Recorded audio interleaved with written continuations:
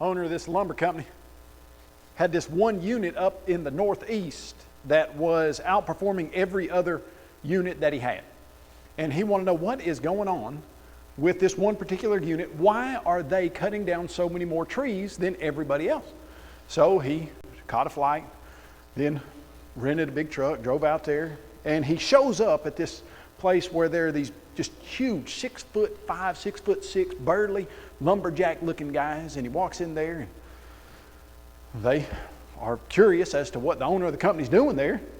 And he says, well, I've heard you guys outperform every other lumber unit we've got. Why is that? They say, oh, it's easy. We got Billy. He said, you've got Billy. Well, what does that mean? They said, yeah, Billy, come here. So these guys part, and Billy walks up. Billy's about 5'6". Littlest guy that this owner of the company's ever seen on a lumber unit. And he looks at him, he says, you know, with all due respect, you guys are 6'4", strapping, big lumberjack looking guys. Billy's about 5'6", kind of scrawny looking. They say, oh, don't let looks fool you. Billy can chop down a tree in 20 seconds.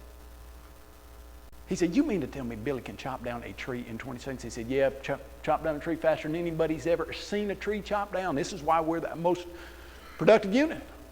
He said, all right, I want to see it. So they go outside.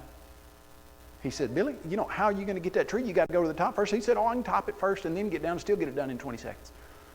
He says, all right, I'm going to set my timer and you go. We'll see what we can do. He sets it, hits it. Billy climbs up that tree, chops the top off of it, shoots down, chops the tree with an axe in 19.6 seconds. Owner of the company is shocked. He said, I have never seen anybody do anything like that. Where did you learn to do that? Billy said, the Sahara Forest. The owner said, the Sahara Forest? Billy said, yeah, the Sahara Forest. He said, Billy, it's not the Sahara Forest, it's the Sahara Desert. Billy said, yeah, it is now. Well, I don't know if we'll do our job as good as Billy could do his, but tonight we're going to be looking at this idea of the millions of years that supposedly is responsible for the evolution of everything that we see, and some people try to fit into the Bible. Now, this is a statement that I gave you the first night of our series by Charles Smith that in a nutshell presents to you the atheistic idea. In the beginning was matter, which begot the amoeba, which begot the worm, the fish, the amphibian, the reptile, the lower mammal, the lemur, which begot the monkey, which begot the man, who imagined God. This is the genealogy of man. Now, you expect that from an unbelieving atheistic thinker. They're wrong, but that's what you expect. What you don't expect is when people who read the Bible and are Christians then adopt this kind of thinking. This is a poster from a science building wall from a university associated with the Lord's Church, where you have the amoeba evolving into the worm, the fish, the amphibian, the reptile, the lower mammal, the lemur, the monkey, the man, in pictorial form. Now, as you continue to look at this idea, this is Lucy, supposedly one of our most ancient primate ancestors from about 3 million years ago, supposedly. Of course, the millions of years idea we're going to look at, but we are told that Lucy was one of our closest relatives. Now, ultimately, when you start looking at Lucy, Lucy probably wasn't even a female, probably was a male chimpanzee that was a pygmy chimpanzee, but I say that for you to understand that at another school associated with the Lord's Church, one of the young ladies went to one of the night classes that was being taught on anthropology, and she was told that Lucy is your primate ancestor, and that idea of evolution is true, and that the millions of years do coincide and fit with what the Bible says. Now, like I said, that's an idea that an unbeliever, an atheist, somebody that doesn't believe in God or the Bible, you expect that from. But then when you start seeing that the idea has crept into the Bible, you then have to take a step back and ask yourself the serious question, can you fit the millions of years into the Bible anywhere? And here's the next I think, fundamental question that maybe even should be asked before that. So what if you had millions of years? Could you ever get a primate to change into a human? Now, what we looked at was the law of biogenesis, and we saw that, number one, life doesn't pop into existence from non-living chemicals, and number two, it doesn't change from one kind of life to another kind. Dogs always have puppies. Cats always have kittens. Horses always have foals. You don't have a dog giving birth to a half and half organism or something that's not a puppy. And so even if you had millions of years, evolution could never take place. You're never getting Lucy to turn into a human. And as you look at the sequence, we've talked about this, the sequence of supposed evolution doesn't fit into the sequence of creation. For instance, dinosaurs, land-living creatures, would have been created on day 5, supposedly evolved into birds, but birds, according to the biblical account, were created on what day? Land-living creatures, day 6, rather. Dinosaurs, day 6. Birds created on day 5. So birds were created before dinosaurs, so there's no possible way dinosaurs could evolve into birds if birds were created before dinosaurs. So as you're looking at the sequence, just doesn't work. So okay, well, if the sequence doesn't work, Kyle, then why do you even spend your time talking about this age of the earth, millions of years idea? Well, I think you're going to see why it's very important. Here's why. This is from an article written by some guys that were aggravated that only about 50% of the people in the country believed in millions of years. The other 50% didn't, and the evolutionists who were reading and doing this research said, this is aggravating to us, what's the situation? And so they were explaining that high school and college students who understand the geological age of the earth at 4.5 billion years are much more likely to understand and accept human evolution. Notice, the role of Earth's age is a key variable that we can use to improve education about evolution, which is important because it's the unifying principle of biology. Now, it's no such thing. It's certainly not the unifying principle of biology. In fact, it violates the unifying principle of biology, which is the law of biogenesis. But notice what these people are saying. Hey, if we can get a kid to think there are millions of years or billions of years, it's a lot easier to get them to think that Lucy is their ancestor. And so we need to start with billions of years. You know, it's kind of what used to be called, you know, one of those drugs that would not seem all that, very, very addictive, but it would be a gateway drug that would lead to harder things, things that might be worse for their health, more addictive, etc. Well, basically, this idea right here is it's a gateway idea. Okay, it seems innocent to say, well, I think the Earth's 4.5 billion years old. But when you do that, then it opens the door for, and I think Lucy's our primate ancestor, and I think we evolved from an amoeba multiplied millions of years ago, etc. And so the next question for this evening is just simply, hey, does the Bible allow for any type of interpretation that would give you millions or billions of years? And so you go to Exodus chapter 20, verse 11, and you read it pretty straightforward right here, Exodus chapter 20, verse 11, for in 6 days the Lord made the heavens, the earth, the sea, and all that is in them. Okay, pretty straightforward. How long did it take God to create everything in the world? 6 days. Now, knowing this verse, people who would like to fit millions or billions of years into the biblical text, they say, yeah, but hold on just a second. We know it says, for in 6 days the Lord made the heavens, the earth, the sea, and all that is in them. It doesn't say 6 billion years, but couldn't the word day mean something more than a 24-hour period? Could it? Well, yeah, we use it that way all the time. Sometimes we use the opposite of night. Hey, today I did something, tonight I did something else. Meaning the time that basically, it's kind of a very rounded idea, but the time that the sun was up. Jesus said, I must work while it is day. The night's coming when no man can work. What do you mean? When the sun's up, you work. When the sun's down, you go to bed. Okay, the opposite of night. All right, a period of time in the future. There's coming a day when we will see. What does that mean? There's going to be a 24-hour period in the future. No, there's coming a day. It's an unidentified time in the future. And the total days of creation. You go to Genesis chapter 2, verses 1 and following, it says, this is the day in which God created everything. One day talking about an entire week of creation. And then you have the literal day. So you look at that and think, oh, Kyle, this is going to be problematic. I mean, I don't think we can get to the bottom of this. If it could mean any of this, well, how do you know what it does mean ever? What's the word bear mean? B-E-A-R. You know, that's a good question. How in the world do you ever know what the word bear means? Well, you just got to use it in context, right? We understand context. Suppose that I am in the woods and I am walking with Sean Townsend, and I happen to be in my dress clothes and Sean is in his dress clothes, and we look behind us and we see a bear. And I sit down and happen to have brought some tennis shoes with me, and I put my tennis shoes on, and Sean looks at me and says, Kyle, you're crazy. You know you can't outrun a bear? And I say, oh, Sean, no, I can't. I don't have to outrun the bear.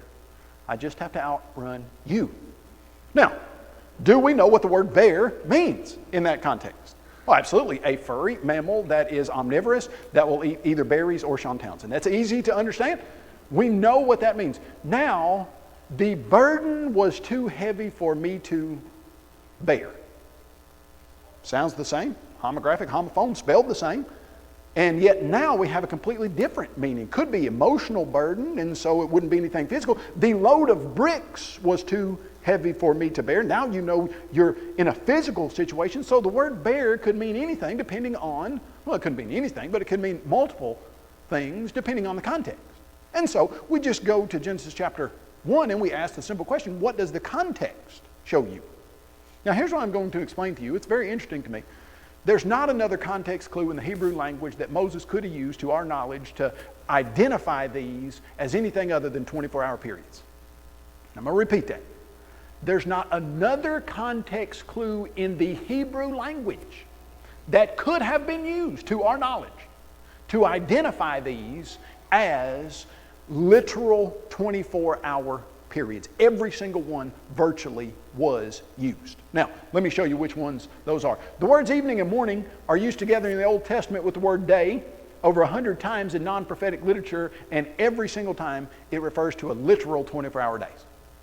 Okay, so if you put evening and morning, you're never going to say there's coming a day and it's going to be an evening and a morning when.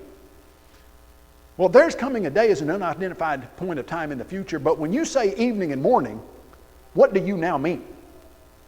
A literal 24-hour day. No equivocation there. You know exactly what's going on. Now, as you continue, Genesis 1 verse 14, then God said, let there be lights in the firmament of the heavens to divide the day from the night, and let them be for signs and seasons, for days and years. So in Genesis chapter 1 verse 14, you have Moses saying, we've got days and we've got years. Well, if a day is a period of billions of years, then what in the world in Genesis 1:14 would a year be? Well, you see the problem there. Not only is this word day being used for a 24-hour period, but it's being contrasted to a year, which is 365.246 days or whatever. And so you see the days and years. Now, here's the next thing. Day modified by a number. We failed to find a single example of the use of the word day in all Scripture when it means anything other than a 24-hour period when it is modified by a numeric adjective.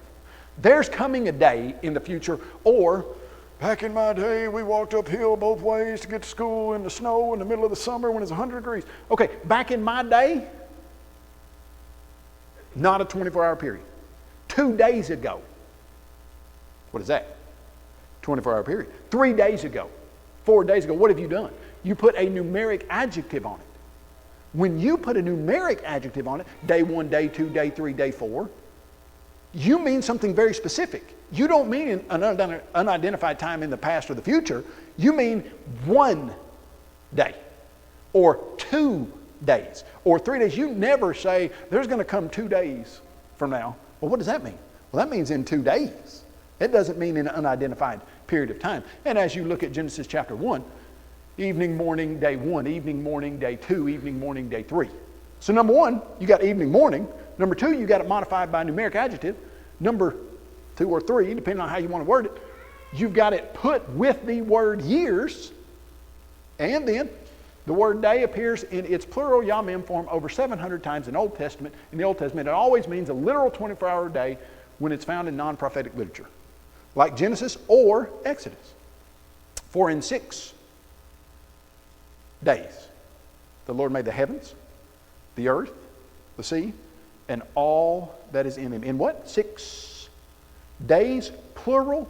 There's not a single example in the Hebrew language ever of the word days being plural when it means something other than a literal 24-hour period. Now you stop right there and ask the simple question. Could God have made the world in 6 billion years if he wanted to? Absolutely. No problem whatsoever. Could he have made the world in 6 nanoseconds if he wanted to? Absolutely, positively, could have. I don't know what a nanosecond is really, picosecond. I mean, I know they're out there, but they're little. Could he have made the world in 6 literal 24-hour days? Yes. Now the question is just simply not could he have done it in billions of years, or could he have done it in 6 picoseconds, or could he have done it in 6 literal 24-hour days? The question is simply, what did he say he did? Well, you go to Exodus chapter 20, verse 11, and the text tells you exactly what he says he did. For in 6 days, now let's ask this simple question. Why does he do that? I mean, why in the world does God make the world in 6 days? Well, he tells you. You don't have to wonder. He doesn't leave that to imagination. You don't even have to guess. He tells you exactly why he did that. Here's why. Remember the Sabbath day to keep it holy. 6 days you shall labor and do all your work, for in 6 days the Lord made the heavens, the earth, the sea, and all that is in them, and rested on the 7th day. Okay, why does God say God made the world in 6 days and stopped creating on that 7th day? Now, just as an aside, kind of a little rabbit hole there, rested is probably not your best word for the translation of what God did on day 7. You know, lots of times when you were a kid, I guess when I was a kid, the word rested always meant you were tired. And when you got tired, you need to rest. And so I pictured God kind of laying on a couch, you know, just maybe having a drink, like a nice ice water in my little kid mind, thinking, boy, he must be worn out. He is resting. Well, the 7th day does not mean God was tired at all. That word rested, if you'll read some of the other translations, it means ceased. His activity stopped. If someone is arrested, that means you stop them from doing whatever it is they're doing. That word rested means really just to stop. So it wasn't like God was tired. Why in the world did he pick one day to stop creating? Well, simple reason. In 6 days he created. On one day he stopped creating and said, now to you Israelites, work 6 days. What did they understand work 6 days to mean? Work 6 long periods of millions or billions of years? No, then they'd never get a break. Except the ones there when they finally got to the 7th day, there'd be a long period of millions and billions of years. Whew, that'd be some kind of rest, wouldn't it? No, work 6 days, rest one day. Now, let's ask the question. From the beginning of human history, this is literally true. From the beginning of human history, every society across every single geographical boundary and time boundary has always had a 7-day week, always. With a few exceptions that tried to change it, failed miserably, went back to 7 days. What natural phenomena gives you a 7-day week? Now, we know some natural phenomena that help us mark time in other ways. What gives you a day? Well, the earth is on its axle, 23.5 degrees, it's spinning. And as it spins on its axle, one day is a complete rotation of the earth around its own axle. It's one day. What gives you a year? As the earth is spinning on its axle, it's going around the sun at about 77,000 miles an hour or so. What is marking a year? One complete rotation of the earth around the sun. What marks a week? You know, the moon cycle is set closer to on 31 days, doesn't have anything to do with a 7-day week. There's no earth spin cycle, there's no earth going around the sun cycle, there's no... What natural phenomena gives you a week? There's not one in all of nature.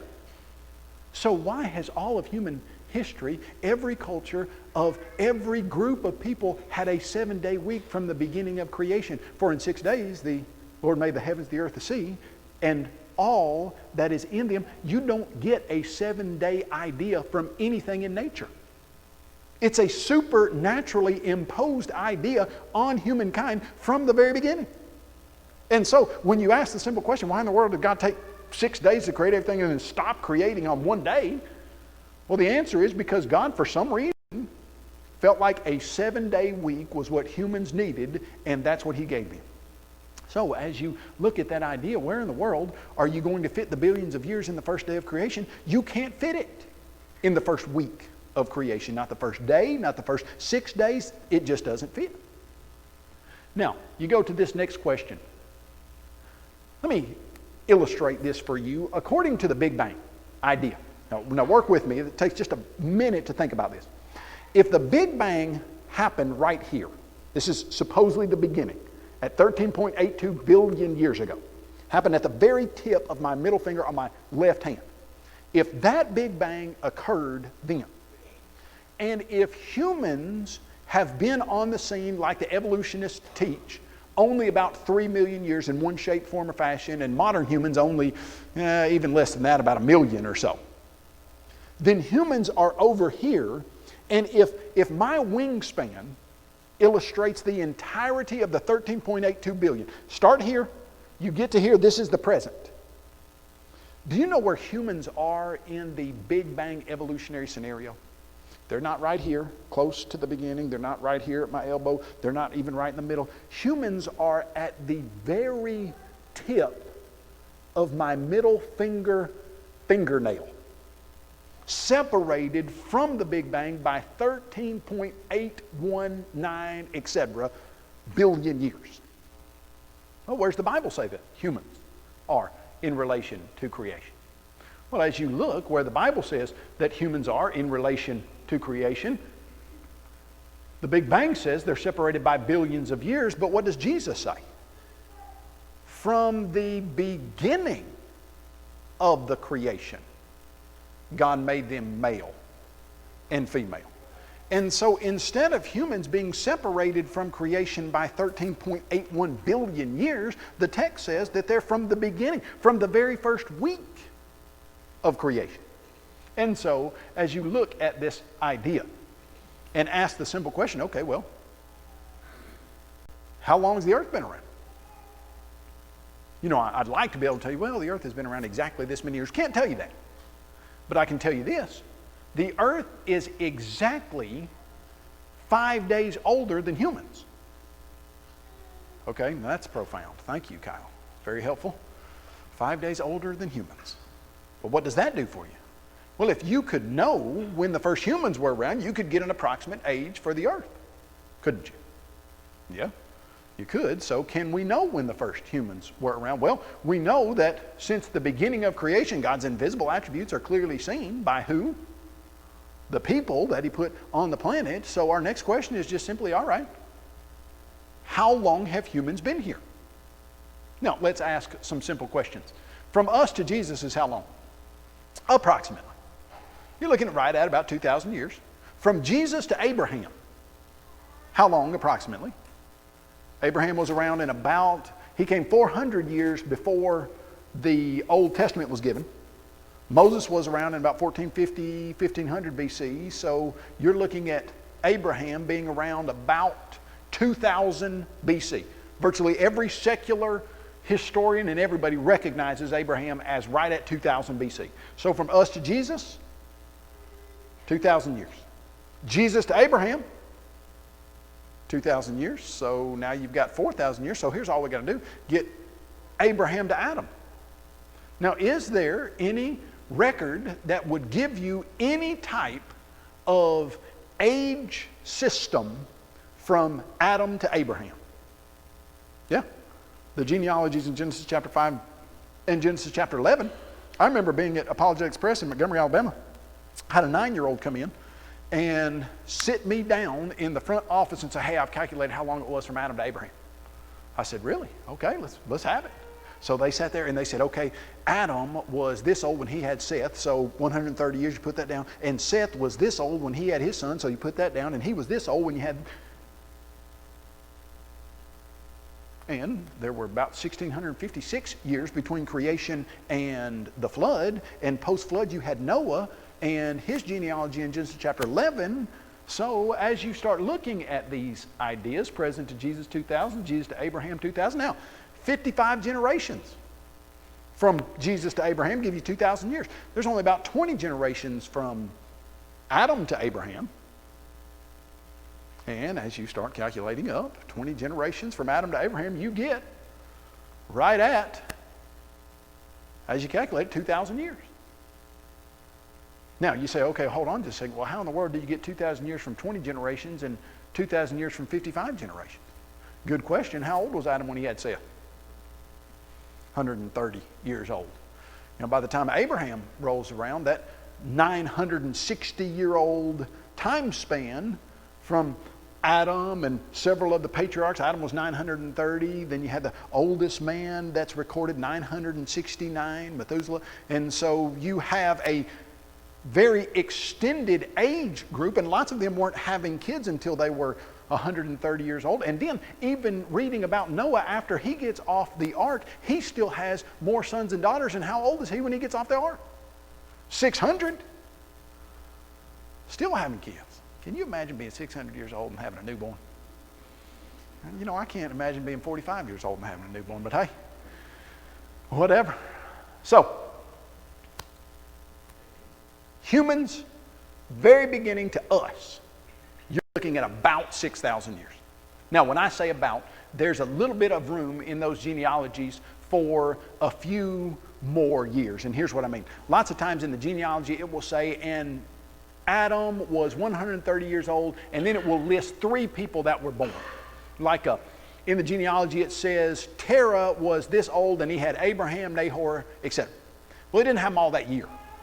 He started having them when he was that old, and so some of them could have been 3 years older or 5 years older, etc. So there's a little play in the genealogical time because it's not as precise as maybe we would have recorded it, when they will say he had his son here, but what that means is he started having his children, and if he had 5, it might have been a 10-year period.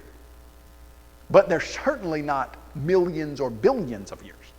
Now, the next place that people go, after they get to this, they say, okay, hold on just a second. You're right, you can't fit the millions and billions of years in the creation account. It just doesn't fit. The 6 days of creation, you can't fit them. They were literal 24 hours. You're correct. Humans from the first day of creation on. But they say, in Genesis chapter 1, in the beginning God created the heavens and the earth.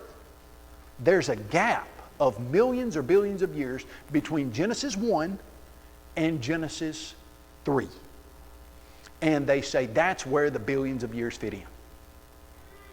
And you say, well, hold on just a second. Does the text say that? And they say, well, it indicates it. And you say, okay, well, how does the text indicate that? They say, okay, in the first verse, in the beginning, God created. That word created means made from nothing. And then when you read the word made, that means to remake something out of something already there. So they say God created, made it from nothing, and then when God starts making, according to Exodus chapter 20, that means he's recreating it from stuff that's already there. So created and made mean different things. Sounds real technical, doesn't it? Right here's about where I hit the snooze button if I'm listening to anybody on Wednesday night. If they start going into any type of word discussion between created and made, I'm tapping out. I'm just saying. I mean, it's all interesting, Kyle, but I never really thought it millions of years fit, and I don't now, and I don't really want to hear a lengthy discussion of made and created. Well, you don't have to hear a lengthy discussion of it because it's very simply answered. Genesis 1, 26 and 27, then God said, let us make man. Now, according to this gap theory, what's that supposed to mean? Recreate man out of something that's already there. Okay, so you keep reading. Let us make man in our own image according to our likeness. Let them have dominion over the fish. So God created man in his own image. In the image of God he created him. Male and female he created them. Now hold on just a second. If created means to make out of nothing and made means to remake, here's what you know you've got in Genesis chapter 1, verse 26. What did God make the first man out of? Not out of nothing. What's the text say he made him out of? Dirt. The word there actually kind of means red clay. It's kind of like he fashioned him out of clay and breathed the breath of life into him. And then what he make Eve out of? Something that was already there, the rib of mankind. And so there's no possible way you can say created means to make from scratch, ex nihilo, out of nothing, and made means to remake something, because you've got God saying right there that I made humans and I created humans. Well, what does that mean? Made and created, used interchangeably in the creation account. So you can't fit the millions of years between Genesis 1:1 and Genesis 1:3. And it's at that point that people say, okay, well, I know this is a Bible discussion, but doesn't science just prove that the earth is just so old? Well, let's think about that. Number one, I'd like to say that starting here, what we, I think, have done in a very nutshell, quick fashion, we've got a whole 350-page book on this stuff. If you really want to go into the word study of make and created and how it's used in every other verse in the Old Testament, you can. But I think what we've done here, the Bible doesn't leave room for that. And as I'm thinking about this, I always think about Cinderella, who went to the ball and she left her glass slipper. And maybe you remember, if you saw the Disney cartoon version of Cinderella, how the glass slipper, it looked like it was about its size 2. And it looked like nobody's foot was fitting in there, even Cinderella's, because if she had a foot that small, she probably couldn't run as fast as she did down those steps without tripping. But that's just in my mind. So the stepsisters decide they're going to try to fit their feet in the slipper. And one has a very wide foot, if you remember the scene, and she tries to shove her foot in the slipper. And yeah, as a little kid, I thought, come on guys, you know that slipper would break. There's no glass you've got that's going to keep that foot from... Okay, so she tries to fit it in there. It doesn't fit. The tall, thin sister has a really long foot, and she sticks her toe in there, and then she plops her heel in there, and her foot pops up in the middle, and she can't fit it. So I always think about that when I go to this very straightforward narrative of creation. Why are you trying to fit millions of years into it? Where did you get them? You didn't get them from the text. A straightforward reading of it says God created the world and everything in it in 6 24-hour days. As you compare that to Exodus chapter 20, you didn't get it from the text. So where did you get it? Oh, you got it from that evolutionary millions of years idea, and you're taking it and you're trying to shove it into the text. Now, here's why I think this is important. Do I think that this idea is so important that it would be, now work with me, a salvation issue, or a person couldn't go to heaven if they misunderstood this? No, not at all. But here's what I do think. The process by which you misinterpret Scripture to fit millions of years in, if you use that process in other places, would be very detrimental to your spiritual condition. So as we're looking at this, if you were to say, Kyle, I mean, if a person believes in millions of years, is that going to, well, I don't know what that's going to do necessarily, but I do know that as straightforward as the text is, whatever you did or do to get it in there, if you do that another place, that slipper's not going to hold it. It's going to break. And there could be some serious spiritual damage there. So, moving from the text, you go next to the question, well, doesn't science prove that the earth just is so old? And you say, well, what do you mean? Then they say, well, it just looks so old. You know, looks so old compared to what? I mean, do you have a young earth to compare this old one to? Here's what I mean by that. Let's say Noah's having kids at 600 years old. What's he look like? You know, he probably wouldn't look like what we would consider a 600-year-old to look like.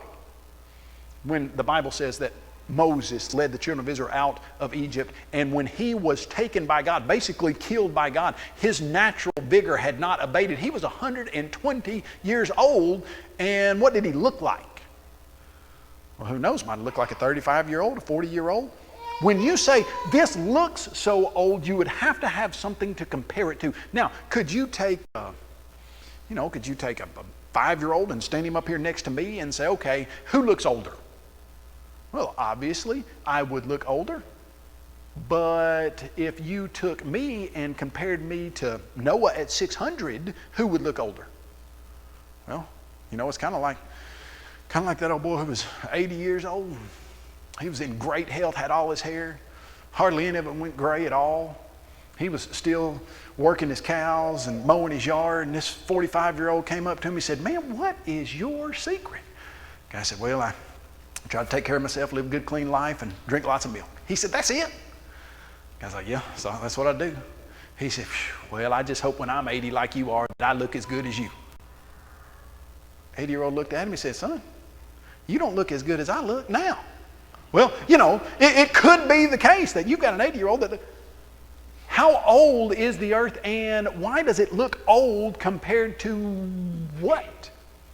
And here's the next question. And this is very pertinent to the discussion. When God created the world, how old did it look? Maybe better question. When God created Adam, how old did he look? He looked one day old? Certainly not. In fact, he had some instructions to take care of the garden, and he was given a wife, and they were to multiply and fill the earth with children. They could procreate the day of their creation. So he certainly didn't look one day old. Now, you start doing almost some mental experiments and ask yourself the question, a tree in the Garden of Eden, chop it down, does it have rings? Well, here's what we found out, that if trees don't have rings, any amount of wind will blow them down because those rings are for structural support. They just happen to come in every year. And so if you grow a tree in a place that doesn't have wind that's causing some resistance, then they don't grow those rings like they're supposed to. And, well, they did an experiment in the biosphere where they put a bunch of trees in there, and the trees just kept falling down, and they wondered, why in the world are these trees falling down? And it's because they weren't being resisted by any wind. You've got to have those tree rings for those trees to stand up. So you cut down a big tree in the Garden of Eden on the 8th day of creation. Well, 6 days of creation, take a rest on the 7th, and then on the 8th day, how many rings does it have? Could have 100. Was it already producing fruit? I mean, Joe will tell you about cherry trees, how long you got to wait on a cherry tree to get any fruit off of it. I particularly love that story because I had some peach trees down in Montgomery, and I couldn't get a peach on those things to save my life. Yet I had to wait several years to get a tiny little peach on them. So you've got peaches, or whatever kind of fruit you got in the Garden of Eden, that is producing the day that it's created, and probably every single stage of development at the time of creation. You probably had some in the bloom, some were already ripe so that you could eat the fruit, others would be ripe in the next week or the next. So you probably had every stage of development, the day of creation. And just by the way, when you look in Genesis chapter 1 verse 14, and the Bible says that God puts the sun in the sky and the moon and all the stars, well, Adam and Eve can see the stars on the day that they are created, because they're marking the days and the years. The sun is from the very minute they're created, and yet some of those stars, if you were to look at the light years that it would take their light to get to the planet, well, lots of times we're told, well, it would take millions or billions of years for that light to get to the planet. Well, it looks like God created lots of those paths in a mature form, just like he did the trees, in probably every stage of light development from the stars. And so when somebody says, well, it just looks so old. Well, hold on just a second. God told you how long it took him to make it, and he explained to you that when I made it, it was fully functional. And so that idea of apparent age would be, well, yeah, Adam looked older than one day. Of course he did. And those trees looked older than one day. Of course they did. And if you were to have chemically tested them for age, they wouldn't have been, one day old. So you've got the idea of apparent age. Now, as we continue with this idea, you also need to understand that the dating methods that you are told give you the billions, millions and billions of years are full of problems. And the evolutionary community will not grant you the same assumptions that they demand you grant them in a discussion of the age and dating of the earth. And I'll give you some examples here. Lots of us have been told that a fossil can form over multiplied hundreds of thousands or millions of years. In fact, when you dig up a big Tyrannosaurus rex femur, we're told that that's at least 70 million years old, 65 million years old. And one of the reasons we're told that is because it takes so long for fossils to form. That's what most of the time you read in the science books, etc. Over multiplied millions of years, this particular fossil was formed out of very slow uniformitarian processes. Now, here's the truth of the matter. This is a hat from a mine in Tasmania. And it is a miner's hat from about, if I understood it right, from about early 1900, so it's about 100 years old. If you were to be able to pick up this hat, you would find that it has completely been filled with calcite, and so that it is now a rock formation in the shape of a hat. Okay, this is presented as a fast-forming fossil. Now, as you get on the internet, if you type in miner's hat that's been fossilized, the people who demand that evolution took millions of years and we can prove those millions of years, they say, well, this is stupid. The creationists who use this hat, they're dumb. They don't even know the difference between this kind of fossilization and that kind of fossilization. This isn't really an example of fossilization. Although as you read more, they have to admit, well, some types of fossilization it is. But then here's what they say as they attempt to debunk this. One site, while debunking this hat, said, well, scientists are well aware that fossils can form quickly. Oh, well, hold on just a second. Most of us have always been led to believe that fossils never form quickly. And yet, when you present to them a hat that has been turned into a rock, basically, because of chemicals going into them and filling every pore, and they say, well, that's not an example, although it is as you look further into the research. They say, but we've been knowing fossils could form quickly for years. This is nothing new. Well, down here at another video, there's a YouTube video that supposedly debunks this as evidence for fast-forming fossils. And here's what he says. Look, if you want to show that fossilization can occur really rapidly, just open a geology textbook. And here's the irony of that. Most geology textbooks that you opened didn't tell you that fossils could form quickly.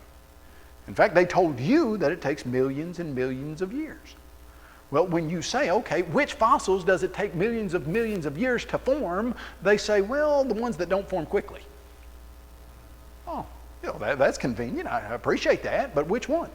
Well, the ones over here that we know took millions. Well, how do you know they took millions? Well, because they didn't take only a few hundred. Well, how do you know they didn't take a few hundred? Because they didn't. You start to see some problems with this. And here's another one of the problems. There are, throughout the whole entire fossil record in various different places, something called polystrate fossils. And polystrate fossils are fossils that go through multiple strata of rock. Often those multiple strata of rock are said to have been laid down by uniformitarian processes over millions and millions of years. I know that got a little complicated, but work with me. Here's a tree trunk that goes through multiple layers of rock. Now these layers, we are told, in other places supposedly took millions of years to be laid down, and yet there is a tree that goes through 8 feet of them. Now, the problem for the billions of years scenario is how in the world does a tree stand on its end for 25 million years while it's slowly buried by multiple strata of rock that we're told took that long to be laid down? You see the problem? You and I both know that trees don't stand on their ends for 25 million years. In order to wait to be buried, they would quickly rot and decompose. And so these polystrate fossils show us that that just is not a plausible scenario. Now, maybe you've been to a cave. Stalactites and stalagmites. Now, if you've ever tried to remember which one hangs from the ceiling and which one comes up from the floor, that was always problematic to me until I learned this little saying. Stalactites hang tight from the ceiling. Stalagmites, you might trip over one. So, tight from the ceiling, you might trip over one. That will keep you in a good understanding of stalactites and stalagmites. And here's what you're told. Well, you go into a cave and you're told that these long stalactites and stalagmites that sometimes meet in the middle and form columns, they were laid down over hundreds of thousands or millions of years of slow buildup of the chemicals that are pouring through the surface of the cave. That's what you'll hear in every cave tour you ever go on. And what they won't tell you is that just below the Lincoln Memorial, putting up some pipes in 1950s, you have 3 or 4 foot stalactites. You know, there might be a new word we should coin, stalagpipes, that hang not from the ceiling, but from the pipe. Well, anyway, that's supposed to have taken hundreds of thousands of years, and we know it was built in 1950. So what are you seeing here? What everybody recognizes when you pin down the people who say, okay, all right, these long age dating methods, okay, you're right, they work on assumptions. And that assumption is stuff's been happening about the same for the whole time of Earth history. Do you remember anybody ever saying that in the Bible? 2 Peter chapter 3. But in these last days, scoffers will come and they will say, where is the promise of his coming? For all things continue as they were from the beginning. But this they, now notice the text, here's what it says. But this they willfully forget, that by the word of God the heavens were of old. Here's what they forget. God spoke the world into existence, and right when it was in existence, it was fully functional. And you know the second thing the text says they forget? And they also forget, the text says, that the world that then existed perished by water. Do you think geological formations were a little different during the flood than they are now? I mean, here's the comparison between a uniformitarian idea and a flood idea. You go out to your faucet on the side of your house and it's dripping 2 drips a minute. And you look down at the bottom of where it's dripping, and maybe you've gotten one of those things from Lowe's that is one of those drain, just a little long rectangular rocks, and you see that that drip is caving out just a little tiny, just a little, almost like a pool right there, because it's been that way for 5 years and you've been thinking you're going to fix it and you just haven't got down to fix it. And you look, you know you bought that thing new 5 years ago, and now it's got 3 millimeters of a deep little pool. So in 5 years, that drip has caused 3 millimeters of a pool. Like, what happens if you turn it full blast and you start throwing some river gravel into it and let it run for about a week? Is it going to change the way that that little groove looks in a week? Oh yeah. In fact, as you start looking at this idea of flood geology, we're told, well, the Grand Canyon formed over millions and millions of years because the Colorado River ran through it. And right now we can measure how much silt and basically rock and stuff the Colorado River is moving out of the Grand Canyon. And if you multiply that all the way back, then it took millions and millions of years. Well, here's the problem.